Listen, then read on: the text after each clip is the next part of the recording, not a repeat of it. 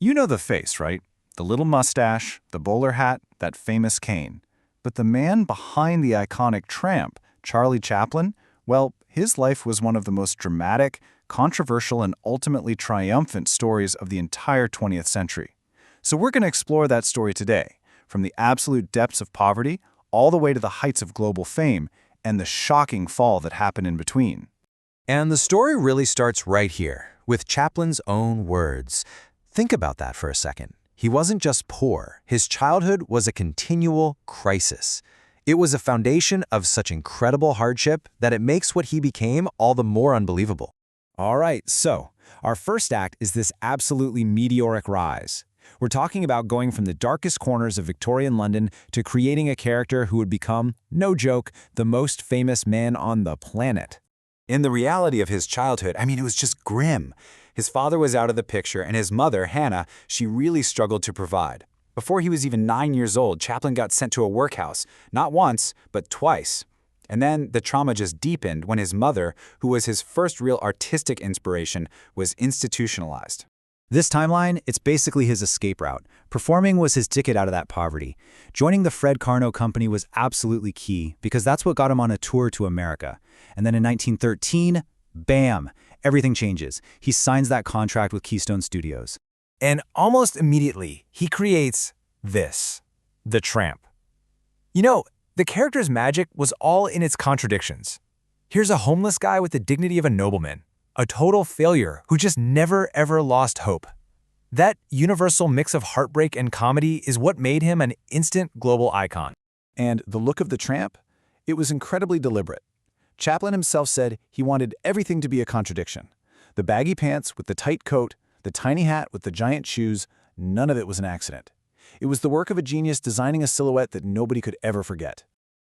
So, this brings us to his peak. Chaplin wasn't just a movie star at this point. No. He was an industry all by himself. He had a level of power and total creative control that was just completely unheard of. If you want to understand the sheer scale of his fame, you just have to look at the money. By 1916, and get this, he's only 26 years old, his contract with Mutual was paying him $670,000 a year. The public was just floored. That salary didn't just make him rich, it made him one of the wealthiest people on the entire planet. And with all that power, he demanded total control. He actually co-founded United Artists with other big stars, specifically to get away from the studio system. From then on, a Chaplin film was his film through and through. The guy was a notorious perfectionist.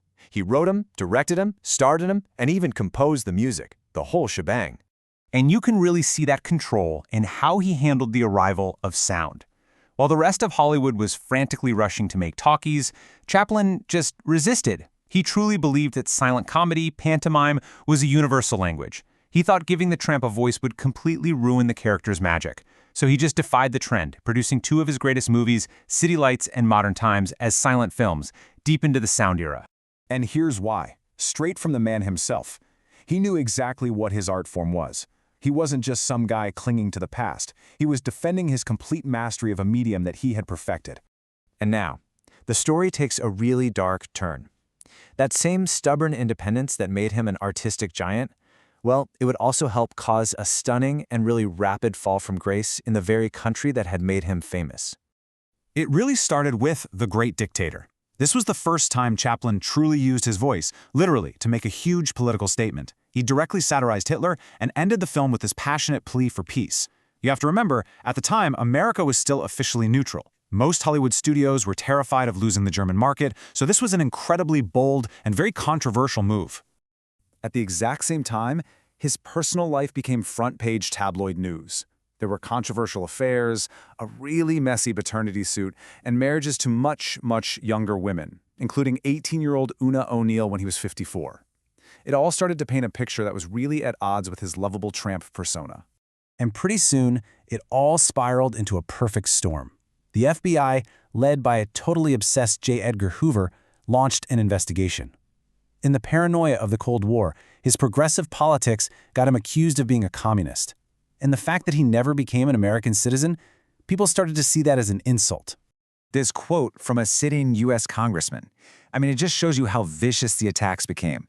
This wasn't just criticism anymore. This was a full-on campaign to get him kicked out of the country. And in 1952, they got their wish. He was literally on a ship sailing to London for the premiere of his film Limelight, when the U.S. Attorney General just revoked his re-entry permit. Just like that. The man who had basically defined Hollywood for a generation was now in exile. He wasn't allowed back. He was forced to go settle in Switzerland. But the story doesn't end there. The final act is one of redemption, of a quiet life in Europe, and, eventually, an incredibly emotional reconciliation.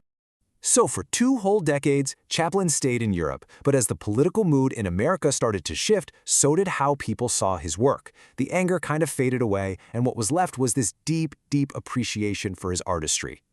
And then, in 1972, the Academy invited him back. He was nervous about it, but he went.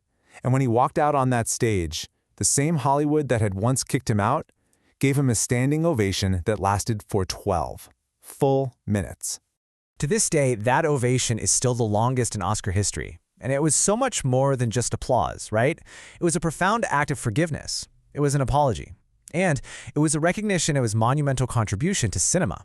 Chaplin died 5 years later, his legacy totally secure. The exile, the controversies, they all became a footnote to a career that fundamentally shaped the art of film.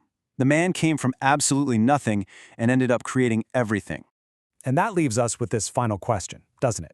Chaplin's art is universal, it's timeless, it brings so much joy. But his life was messy, it was controversial. So it forces us to ask, how do we reconcile the two?